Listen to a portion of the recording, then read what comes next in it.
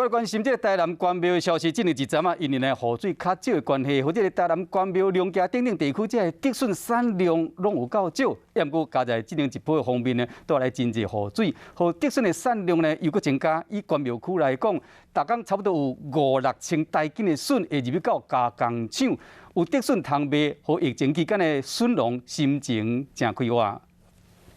来到台南关庙农会内面，会使看到已经有真侪家农友买竹笋，准备要加工，也是直接买卖去到各地果菜市场。分级要看是要到市场还是加工厂。进去加工厂，我们之后我们都没用过生水，整个加工过程都没有用过生水，都是用蒸汽。甲进前比较起来，加在有方面的关系，带来未少的雨水，才有关庙竹笋量搁增加。农会嘛赶紧采买甲加工，即马逐工差不多有5000到6000台斤的量会来到加工厂。我们正常绿竹笋的关庙绿竹笋的采收期是在2月到9月，